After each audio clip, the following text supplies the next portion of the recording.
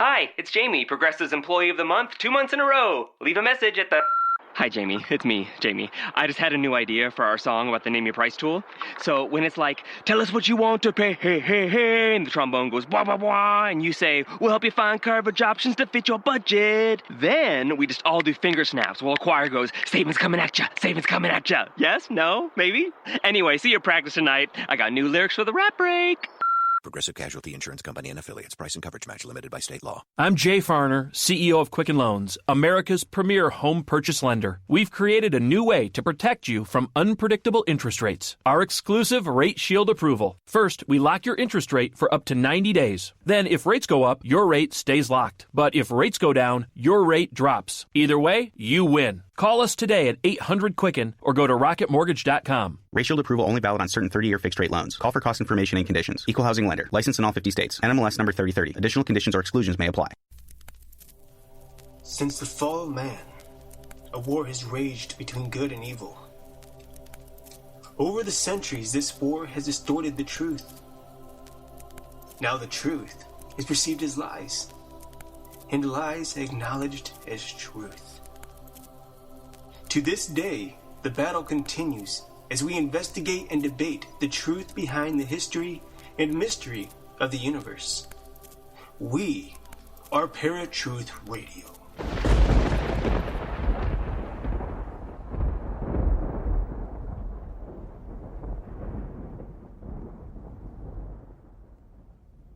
Monsters are mythical or believed to dwell in the sea and often imagined to be of immense size. Marine monsters can take many forms, including sea dragons, sea serpents, or multi-armed beasts. They can be slimy or scaly, and are often pictured threatening ships or spouting jets of water. And now, Paratruth Lake Monsters.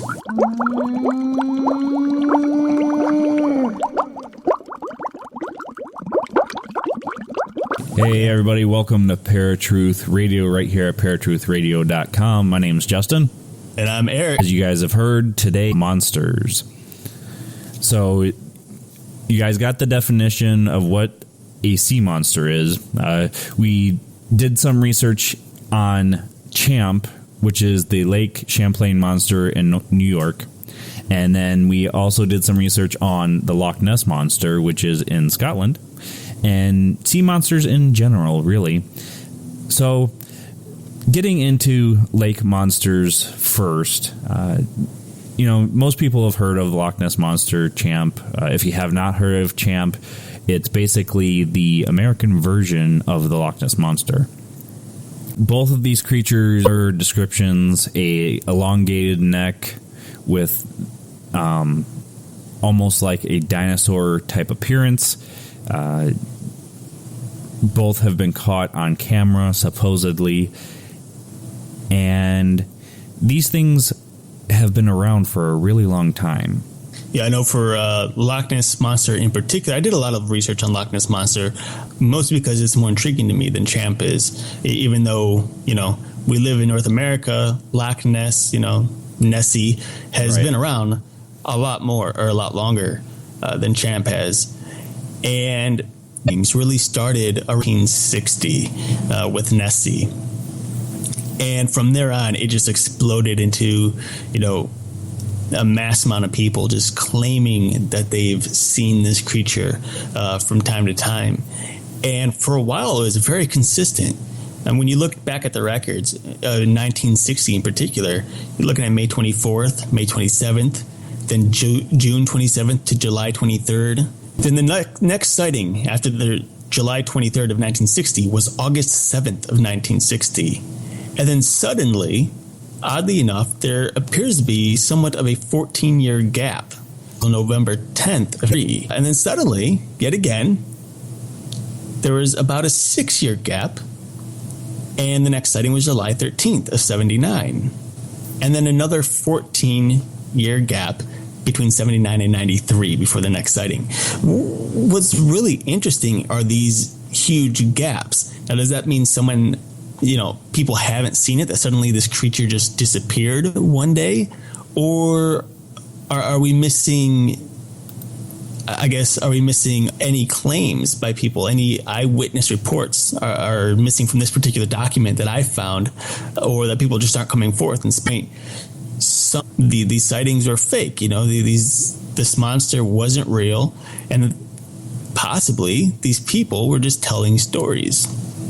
So I'm really interested in wondering what happened in those sudden, gaps of time where this creature was no longer in the newspaper. Yeah, and it seems like it's that way for Champ as well, that it's there and cited a couple of times, and then again not reported for a little while, and then once again there's several sightings, and then once again it's gone. Interestingly enough, became so popular that 19th Century put a reward of $50,000 up for a carcass of Champ, and Barnum wanted the carcass of Champ so that he could include it in his epic World's Fair show. Interesting. Now, to me, regardless of the gap, there's just so many sightings of these things that it's almost hard to discount them. But it has been proven that both the Loch Ness Monster and Champ, there have been hoax pictures. Oh yeah, posted. That there might be gaps is maybe these things are getting out to the oceans somehow, because there are underwater caves in both Lake Champlain and Loch Ness. So maybe these things are getting out into open water, but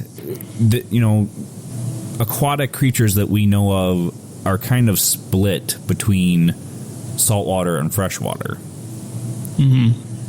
So that would kind of discredit the creature going into both. That doesn't mean that it couldn't survive. A shark known as the bull shark is capable of living in both freshwater and saltwater. And even though the saltwater, the ocean, is its primary home, it has been found nearly 100 miles upriver before in freshwater. And they're extremely aggressive sharks. They kill just to kill. They have the highest testosterone of any creature on Earth. So, it's literally a monster that's able to go from saltwater to freshwater, and you're really not safe. So with that alone, and that's a modern day creature, obviously Nessie, Champ, the type of creatures that people claim they are. We don't know what dinosaurs are capable of, back then. But here's a modern day creature, this bull shark, who's capable of changing, his habitat on a whim without any problem whatsoever. So I don't see why this particular creature, the Nessie or Champ, couldn't do the same thing. Right. Well, and that kind of leads us to what is it that these things are? Yes, it's possible that these creatures, whatever they are, could be dinosaurs left over from the last ice age where they survived somehow. I don't would have ended up where they've is here in the U.S. One's in Scotland, and that's a huge area difference. Let me ask you something real quick. I'm sorry to cut you off real quick. No. In regards to the years of Champ, I didn't even think about this until just now. I should probably I want to compare the years of the Champ sightings compared to the Nessie sightings. Okay. Because is there a possibility that this creature is one and the same? And those gap years are the years that traveled from one side of the world to the other side of the world, to two different lakes. That was one theory that I was thinking as well. So that's something we'll have to look up here while we're going on with the show. And just in regards to this creature, one of the, as you mentioned, dinosaurs is probably one of the most common possibilities is the plesiosaur, which is it's an ocean dinosaur, an aquatic creature. Has 4 fins, a long neck, long tail, and a rather bulbous body. But I don't know exactly what type of skin or flesh it has, that dinosaur, because I noticed that with some sightings, this creature has been said to have scales on its head, but have the rest of its body almost seal-like. It's almost like, I see, when I think of seals, I think of like fur, almost short-haired. type of aquatic creature. It does give the appearance of skin because they have oil on their fur. So right. Some of the theories here are the plesiosaurus, the balosaurus, a giant eel, a pinniped, and then the Tanystropheus was a very specialized species of aquatic reptile from the Triassic period. So for the most part, most of these theories are pointing towards some type of prehistoric creature. The only reason that I would discount the giant eel is because they're saying it's more than just a neck. There's a bulbous body, like you said, that comes out of the water sometimes.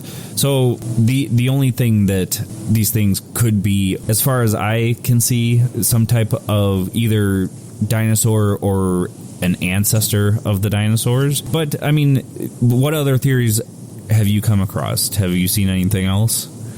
No, not really. I mean, there really aren't a ton of theories when it comes down to it. It's just either a dinosaur of some sort, some creature that's never been discovered, or just a giant hoax altogether. I mean, besides other than the eels, I did come across something recently, a theory that maybe it was just dolphin or whales that had come in, and which is really interesting because when you see dolphins or even whales swimming together, they kind of line up behind each other or next to each other. And as they're coming up out of the water to get air, it almost looks like humps coming up out of the water. Right. And that's what a lot of people are seeing with Champ and Nessie and the other sea or lake-like creatures or monsters that have, been claimed around the world, is these humps. And they're there for a little bit, but then suddenly disappear. But then again, there's times where people are saying it sat still for 15, 20 minutes straight. Other people think it could just... Yeah, I've heard logs or some type of plant life.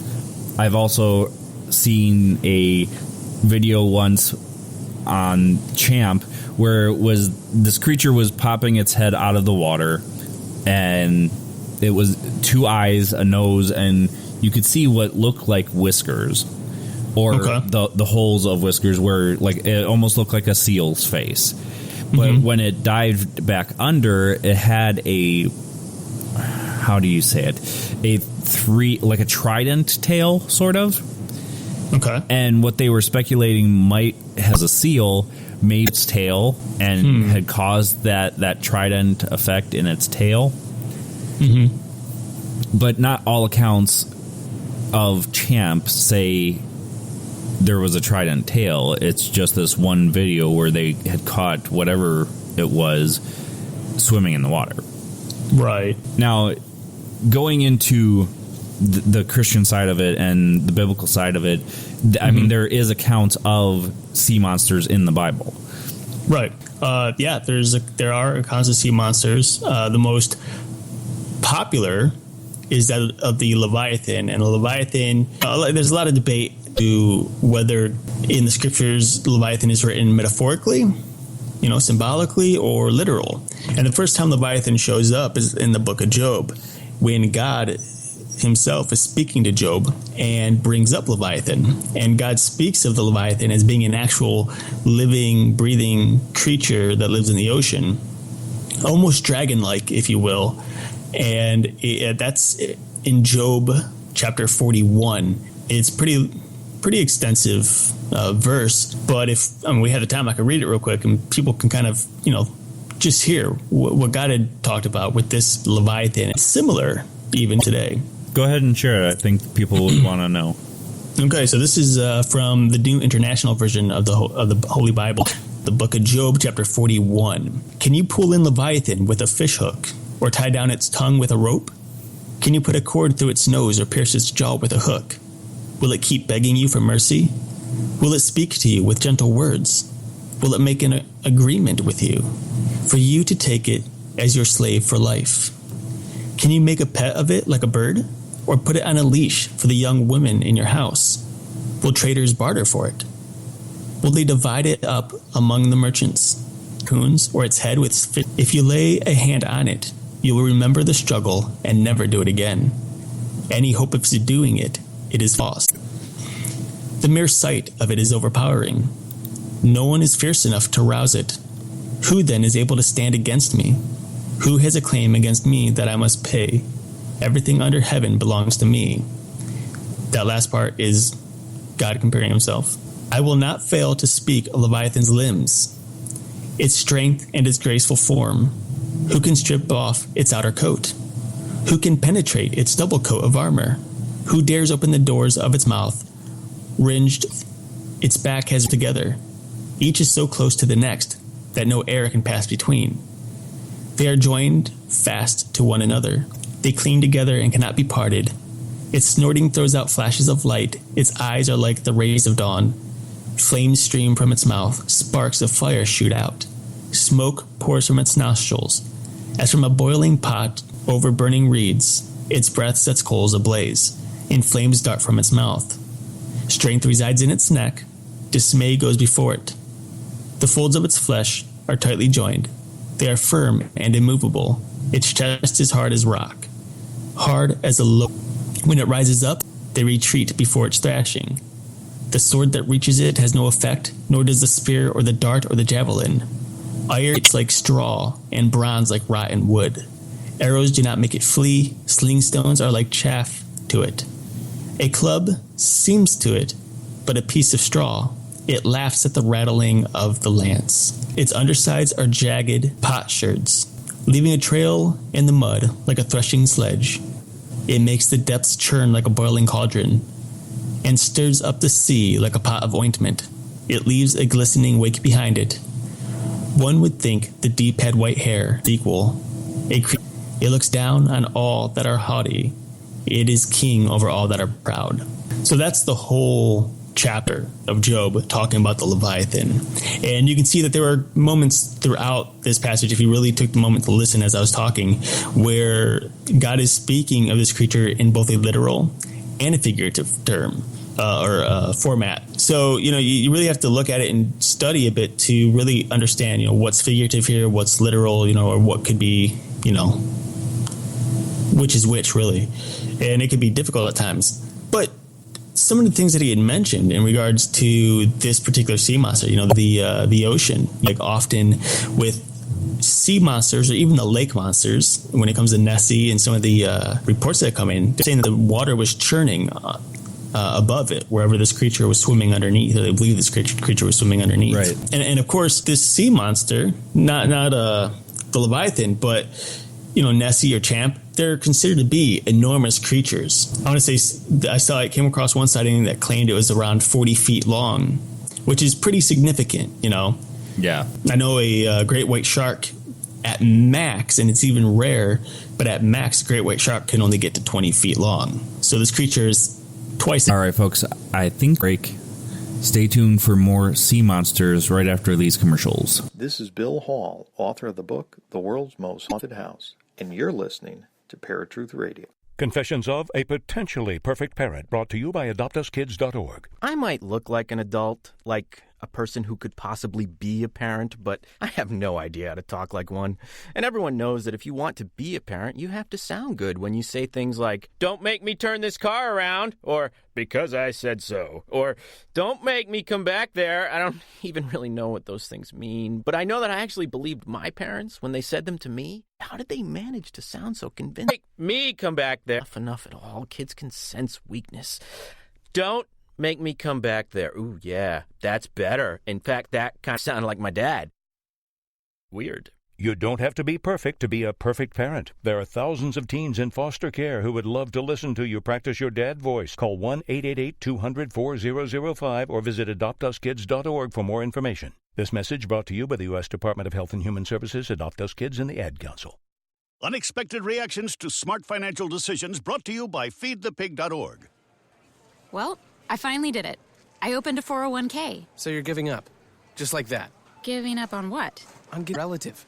Don't you family we'd know about it by now? Listen to me. We are one phone call away from riding horses on our own private polo grounds. One call from christening yachts and a butler using summer as a verb. How do you figure? Look, everyone's got a rich uncle somewhere. It's statistics. So the best thing you can do is just prepare for the inevitable. Right, which is why I thought maybe it would be smart to take control of my finances. Start using a budget, get out of debt, set some retirement goals. Budgets? Debt? You watch your mouth. Retirement shouldn't be a goal for us. It should be a way of life. When it comes to financial stability, don't get left behind. Get tools and tips for saving at feedthepig.org. This message brought to you by the American Ad Council. I'm Paul George of the Indiana Pacers. When I was 6, I had one thing on my mind. When I was 6, my days were spent playing basketball every chance I could.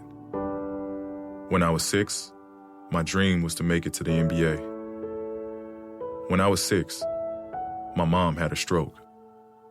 So I want you to learn the signs of a stroke fast. F-A-S-T. F, face drooping. A, arm weakness. S, speech difficulty. T, time to call 911. Because the sooner they get to the hospital, the sooner they'll get treatment. It's in their recovery. George, protect the ones you love. Spot a stroke, F-A-S-T. Fast. Life is hard. Visit strokeassociation.org. Brought to you by the American Stroke Association and the Ad Council. It's Thursday night, and you're grabbing drinks with some friends. Started off with a pitcher for the table, which quickly becomes 2. There's pool. And there's the photo booth. All right, everybody squeeze in. Say cheese! Followed naturally by an order of wings. And another. Can we get some extra ranch sauce? Then, so what are we doing this week? And lastly, it's back to the car, which, if you're buzzed,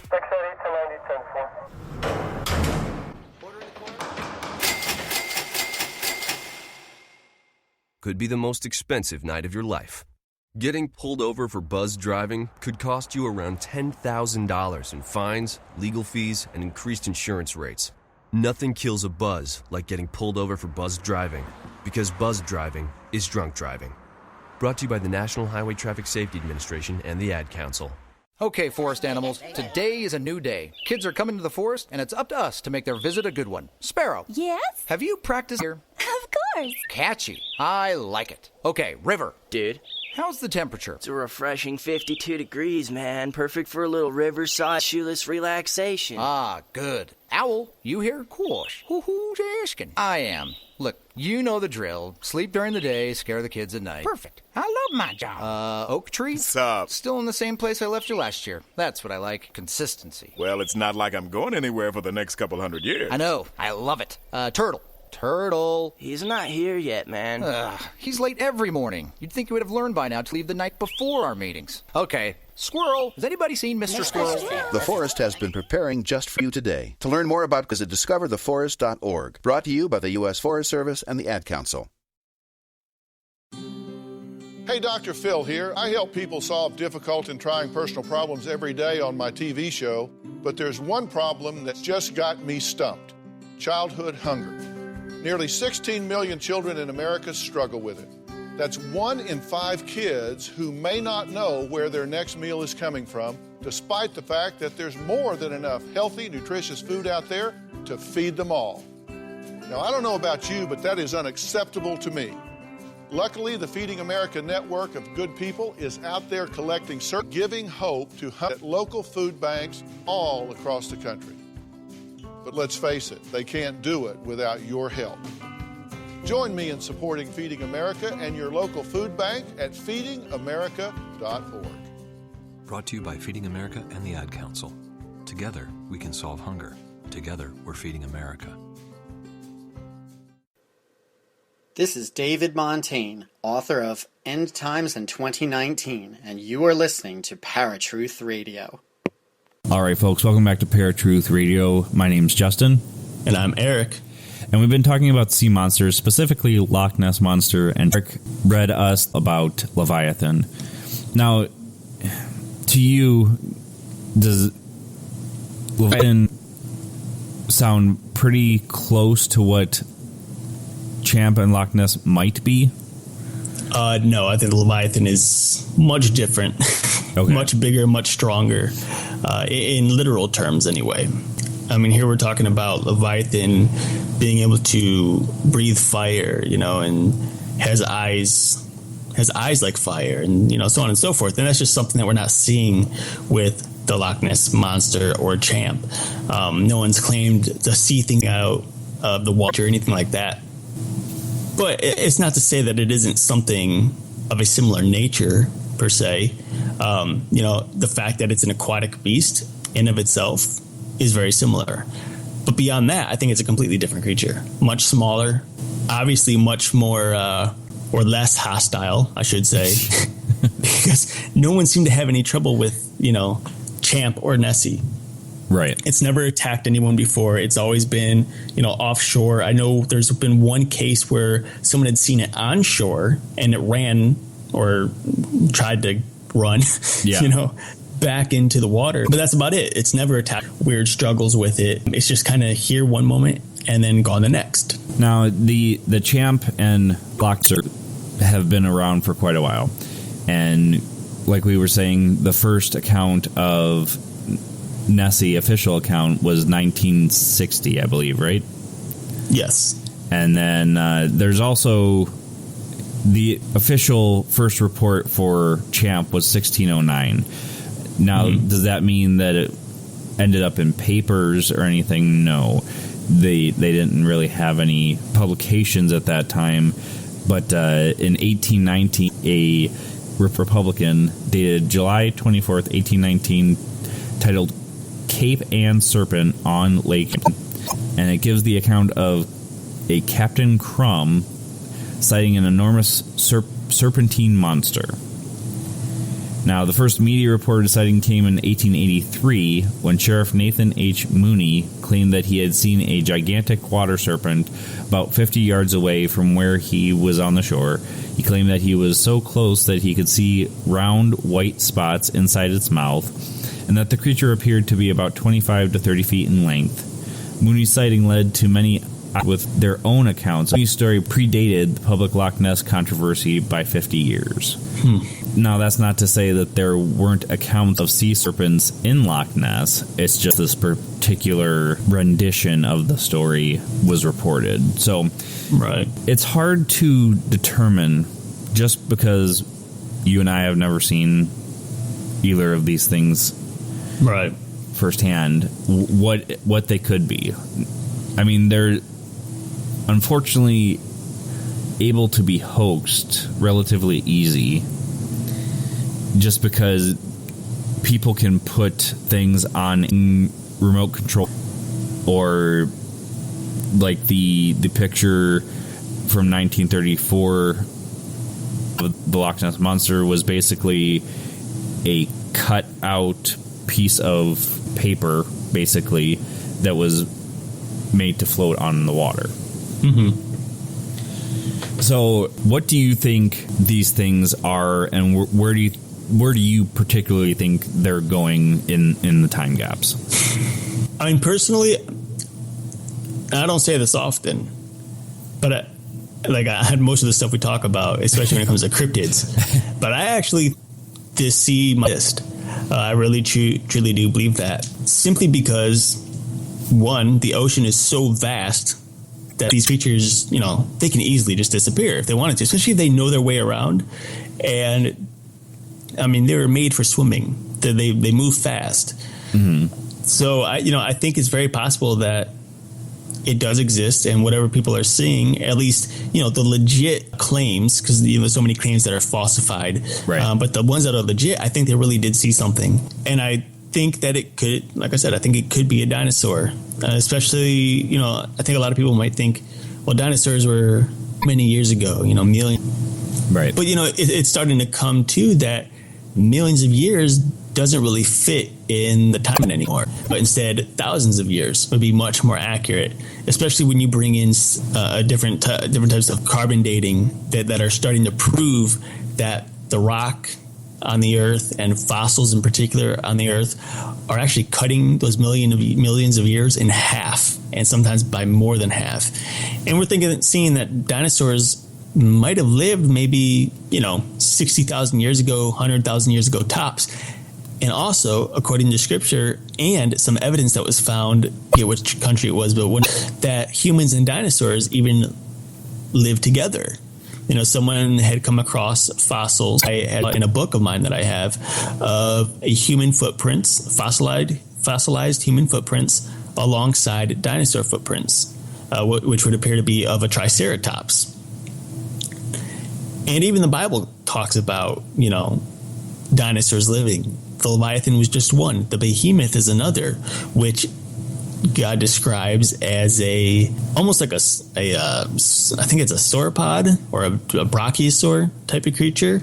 So yeah, I think it could exist. And in regard to the possibility that the creature in Lake Champlain and the creature in are the same exact creature. It's just moving from one point to another. And, when you look at modern day sea creatures, in particular whales, sharks, dolphin, they all migrate.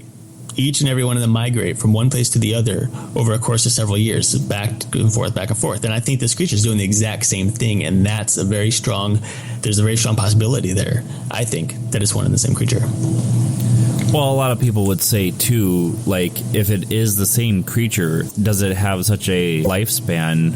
Like, is it reproducing only so often? And then, eventually you see the kin of the original Loch Ness Monster migrating. What do you think? I don't necessarily think it's the kin. Back in early, I would say ancient times, but when you look at the Bible, when you look back to Genesis in particular, people were made to live forever, for eternity. And there's nothing to claim that animals of any type weren't to, do the same. It wasn't until Adam and Eve sinned, life became cut short to live forever, but they were to eventually die. And it gradually dropped over the centuries, or the millennia, if you will, at times. But it's like you start off at several thousand years old, then a couple thousand, then 1,000, then 900, 800, 7, 6, 5, 4, until today, where now people are dying at like 70 years old. That lifespan just.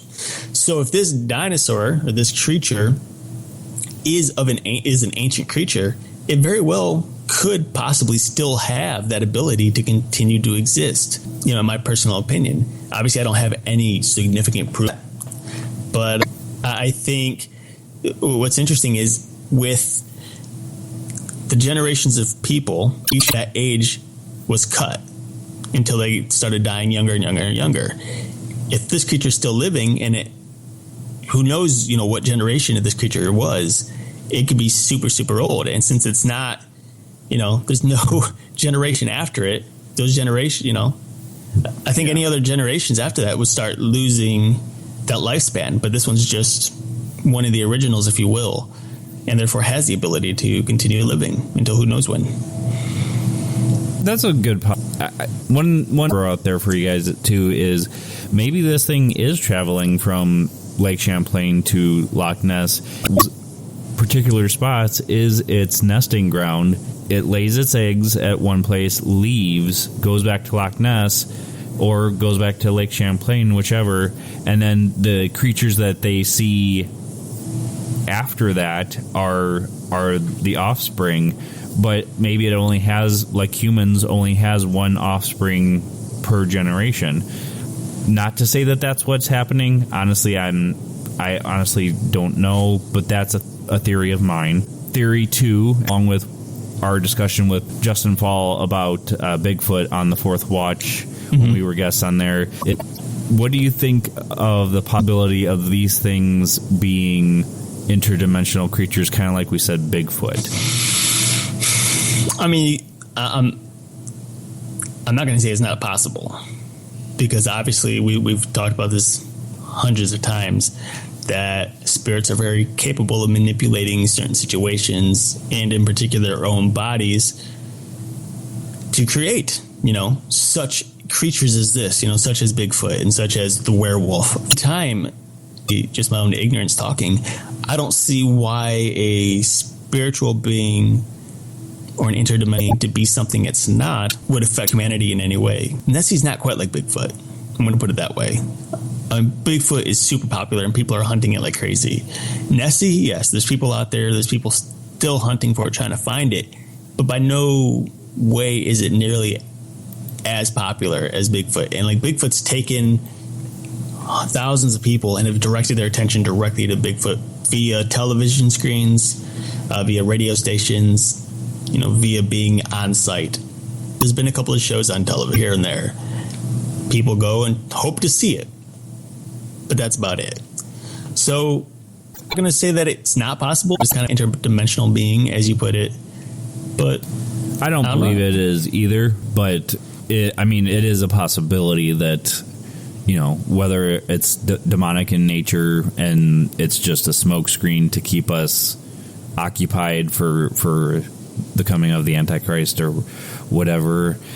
It's also a possibility that maybe there are other creatures, interdimensional creatures other than demons that can come our particular dimension. I don't think that's the case with Nessie. With Bigfoot, Bigfoot's a little bit different. It's a little bit easier to hoax as well. Mm-hmm. Yeah, I agree. Where the lake monsters, it takes a lot to do a hoax of this magnitude, especially because yes, there's a big span of area where Lake Champlain and Loch Ness are located from each other. So I honestly would say that it's probably, like you said, it's probably dinosaur creature. If it has the lifespan as we're saying it is, I don't know how it would survive the Ice Age, the flood. I honestly don't know. I can't tell you guys that. Well, if I can, first and foremost, with the flood, God, if you notice in the Bible, in the book of Genesis, starts at chapter 6 and goes from there in regards to everything that led up to the flood and what God did to prepare for the flood. God called on Moses to gather the ark, 2 of every kind of animal. But in the scriptures, you'll notice that those 2 of every kind of land animal. Because with the flood, God wasn't going to kill fish with water, Well, right. So there's so many, I'm sure some died, depending on, salt water and fresh water and what kind of water it was that God used for the flood. We know that. We don't really know. I personally don't know because I haven't done much research on it, where the waters actually came from. I know that the waters burst up through the ground. I knew it rained. I think that people have other theories that it was the oceans that, flooded. Was it the pole reaching around and stuff like that? So, possibilities, I guess so. But according to the scripture, it was very had the world flooded. And so like with those creatures, the sea creatures and whatnot, you didn't have to worry about those because they were going to live regardless. The ones that died were the ones that happen to end up on land once all the water dried up, probably. So yeah, I think it's very possible that this creature would have lived and could have lived through the flood. As for the Ice Age, we know the Ice Age was mainly the northern hemisphere. The southern hemisphere was never really covered in ice, especially by the equator and what. But whales, for example, they live in some of the most frigid temperatures of water. Ice them all the time. They've learned to break through the ice. They easily swim and adapt underneath the water, underneath the ice in the cold, frigid temperatures. It's very possible that even during the Ice Age, the ocean may not have frozen all the way through. There might have been several miles of water for this creature to live. Now, the question is whether or not this creature is clearly or specifically a air-breathing creature, or can it breathe underwater? Gilled fish. No, that we don't have any. Right, we don't it know. doesn't we just really don't know. Say, yeah. But even during the Ice Age, it could very possibly have a thinner layer of ice, depending on how thick the ice was, or was able to find a place where it could just hang out for a while, and get its air when it needs and still be able to get plenty of food to eat. I think it's capable that it was very possible that it could have survived. All right, folks, we're taking our next break here. Stay tuned for Eric's Random Fact of the Day, as well as your paranormal headlines, and we'll be right back. Now, Eric's Random Fact of the Day. The death penalty has existed since the beginning of time. Depending on the crime that you committed, would determine as to what type of death you would suffer. In order to kill their father, the death penalty would consist of being sewn up in a sack along with a viper, a dog, and a rooster.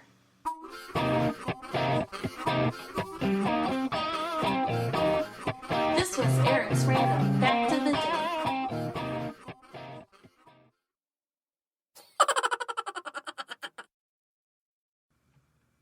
And now, Paratruth Radio's Paranormal Headlines. Hey, Parafans. Justin here with your Paranormal Headlines. These are articles from unexplainedmysteries.com. New dinosaur had a keen sense of smell. A doctoral student has identified a new species of meat-eating dinosaur with an extremely effective nose. University of Pennsylvania made the discovery after a fossil skull fragment he was examining turned out to be from a previously unknown species, a close relative of the Velociraptor. The new dinosaur has been named Sauronethalesis sullivani and is thought to have possessed an extremely keen sense of smell, an advantage that would have made it a highly effective predator. This feature means that Sauronethalesis sullivani had a relatively better sense of smell than other dromaeosaurid dinosaurs, including Velociraptor, Dromaeosaurus, and Bambaraptor, said Jasinski. While at roughly 6 feet in length, this prehistoric meat-eater was not a particularly large dinosaur. It would have been quick and agile, a lot like its counterpart in the movie Jurassic Park. Its keen sense of smell would have also made it very difficult for its prey to escape undetected. NASA solves mystery of bright spots on Sirius. New photographs have provided important new clues to help solve the riddle of the mystery bright spots. As NASA's Dawn spacecraft approached the enigmatic dwarf planet Sirius, the largest object in the asteroid belt between Mars and Jupiter, one of the first things that caught people's attention was a mysterious bright spot inside a crater on its surface. Now at last, NASA has been able to determine that these peculiar features are actually the result of sunlight reflecting off of something highly reflective on the planet's surface. New images taken of Sirius have revealed that the two most prominent bright spots are actually made up of several smaller ones, and that the whole surface appears to be littered with them.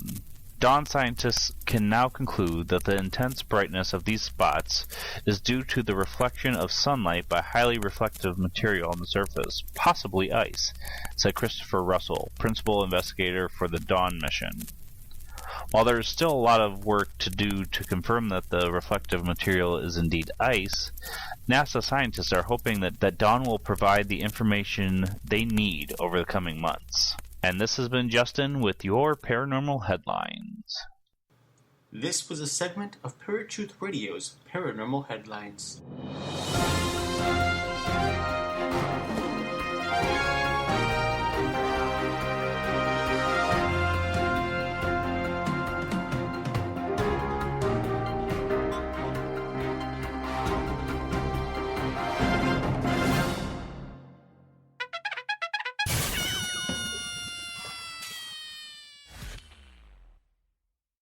All right, welcome back to Paratruth Radio right here at paratruthradio.com as well as Spreaker.com. My name's Justin. And I'm Eric. And we've been talking about lake monsters and sea monsters in general. Some of the other creatures that are considered lake monsters, actually, there are a couple more coincidences here. There is Ogopogo in the Okanagan Lake in British Columbia, Canada. I'm sorry if I mispronounced that. I have no idea how that's pronounced. And then there is also the Mokeele Mbembe. Again, I'm just guessing if that's what how it's pronounced. I apologize. But both of these creatures are supposedly water-dwelling creatures. The one, the Mokeele Mbembe, is actually in the Congo River area in Africa as well. So it's very similar to what Nessie and Champ are, but what they're showing, the rendering for Mokele Mbembe. It's actually looks more like it says it's a sauropod, which means it can come out of the water. It almost like a brontosaurus type creature, right, or brachiosaurus. Where sauropods tend to spend a lot of time in the water back then, but they often would come out of the water to eat from trees and whatnot. Yeah, so Agapogo, Loch Ness Monster, and Champ are a little bit different. They're being compared more to Plesiosaurus, or Agapogo is even being compared to Basilosaurus. Well, and I'd like to actually mention one more creature, or one more similar creature, and this could actually go right along with what we've been talking about, the same possible creature that Nessie and Champ are the same. And this is a much lesser known name, but Bessie. You know Bessie, the Lake Erie monster. And like, personally for me, I never knew much about it growing up. Just recently have I really heard about it. It's not real popular amongst, the big guys, Champ and Nessie. But the earliest sighting of the Bessie Lake Erie monster was actually 1793. So it actually goes back quite a ways as well, right, similar to these other ones, which is very interesting too. Now, what is even more interesting, I guess, is that if there was a creature, a sea creature or a lake monster in Lake Erie, it would not be able to get to the ocean. Right. It would be stuck there. So something being able to live in there would be much different. Now, the last report of the Bessie Lake monster was 2004. So it's been over 10 years. And there's not been a single sighting. So who knows? It's possible something could have died. I don't know. But they even had a $5,000 reward, I believe, to capture it. And it even went up to $100,000 eventually. Yeah, I do remember reading about that as well. All of these coincidences around the world, even with the Bigfoot and Yeti sightings, I mean, this isn't coincidence, folks. I mean, these things are around. What they are, we don't know. Right. But... And for all we know, these could just be giant hoaxes, Yeah. And that's it. It's very possible this creature, that Bessie in Lake Erie, and now Lake Erie is the lake by my and Justin and my hometown. Yep. And what was it Champ that was it 1609 or something like that? You said, right? 1609 is the first sighting that is. As far as they can tell, the earliest sighting. Right. So 1609, that word travels, whether it be paper or whatever. Maybe people are like, oh, we have a giant lake here too. What about Bessie, And I'm sure word about Nessie came over too, Right. And that's why they went with Bessie, because like Nessie, Bessie, similar. Okay, we'll choose that name. Who knows? I mean, we don't have any, legit facts here. Right. It's all based on research that we've come across. It's all based on eyewitness accounts. Very few photos, very, very few videos. And even those few photos and videos, are pretty much scrap. They don't tell us stuff. The surgeon's photo is probably the most common, most popular photo to emerge of Nessie. And that's the one, when you type in Nessie, you find that photo everywhere, the black and white photo. But besides that, there isn't much to go off of. Right.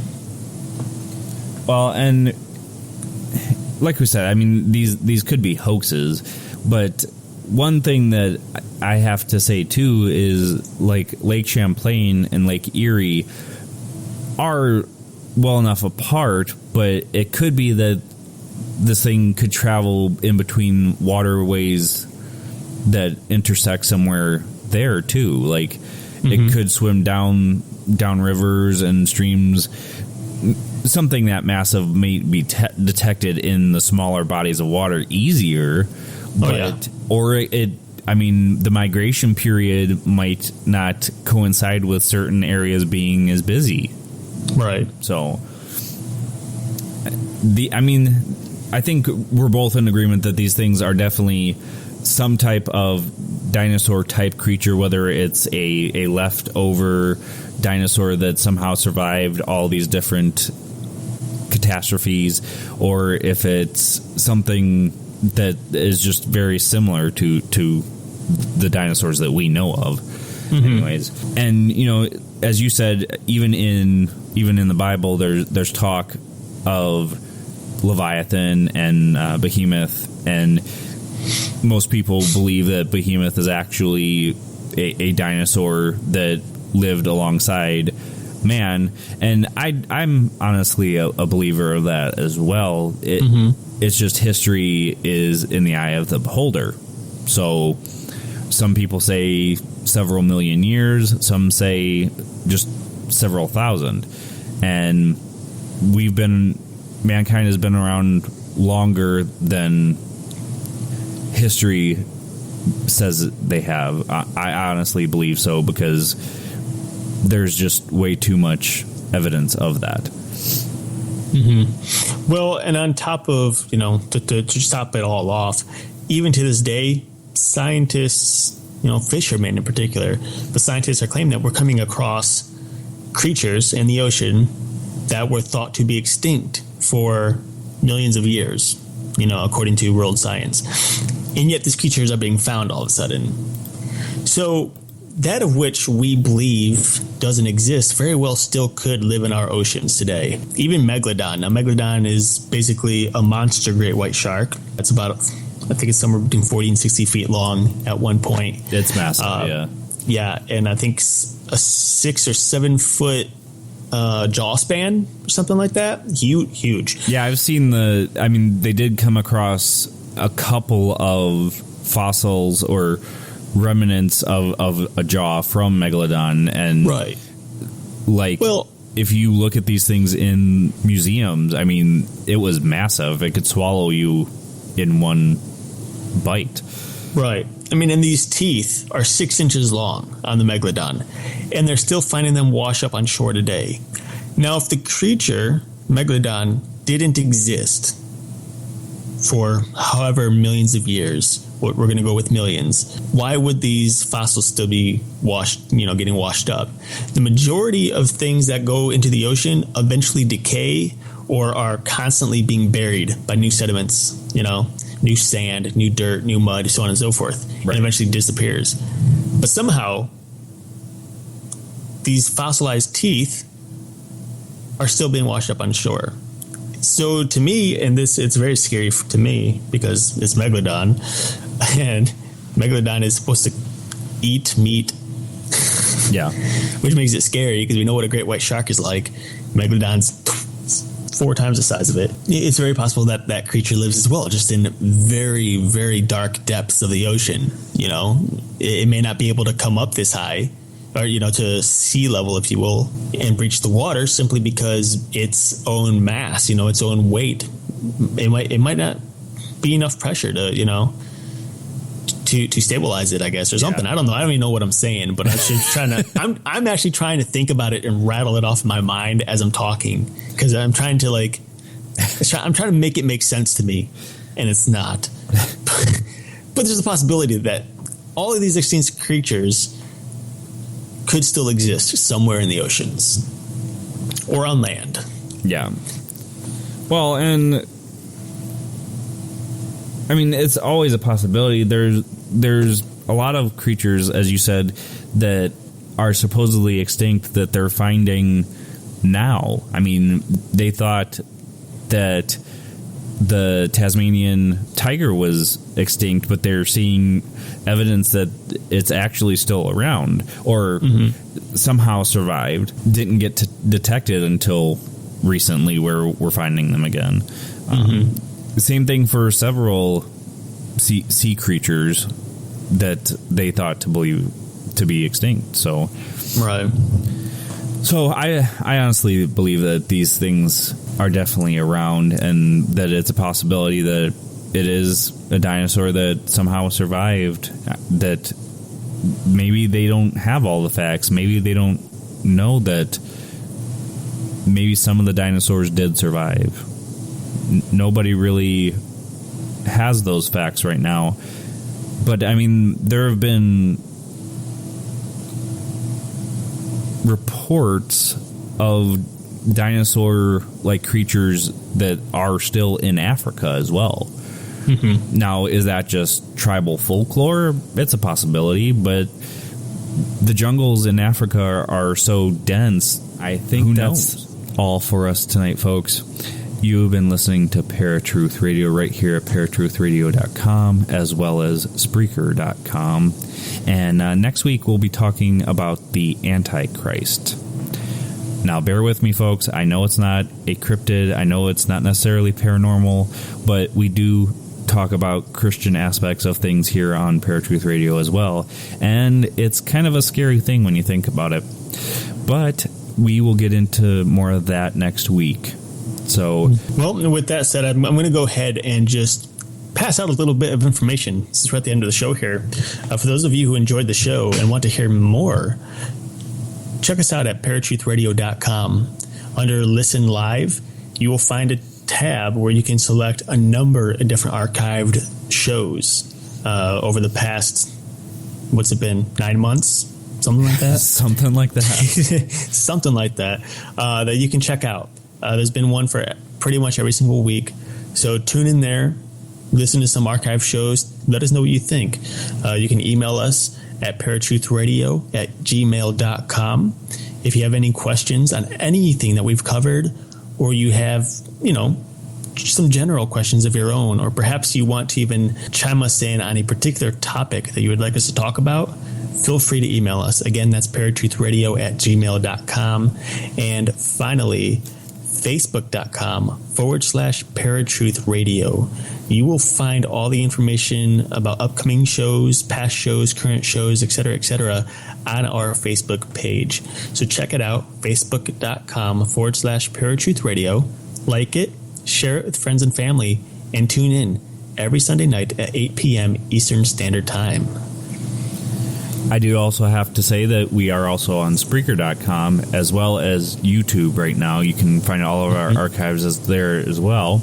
And hopefully elsewhere coming soon. So also we do have to point out too that you can click on our guest appearances tab at paratruthradio.com where we have been on other people's shows. Right now, the only show up there is the Fourth Watch episode, which is titled Paratruth Urban Legends. We do have other appearances coming up, so stay tuned for that as well. Indeed. All right, folks, that's about it for us tonight. And we hope to talk to you guys next week. Same time, same place. My name is Justin. And I'm Eric. We'll talk to you guys next week. Peace.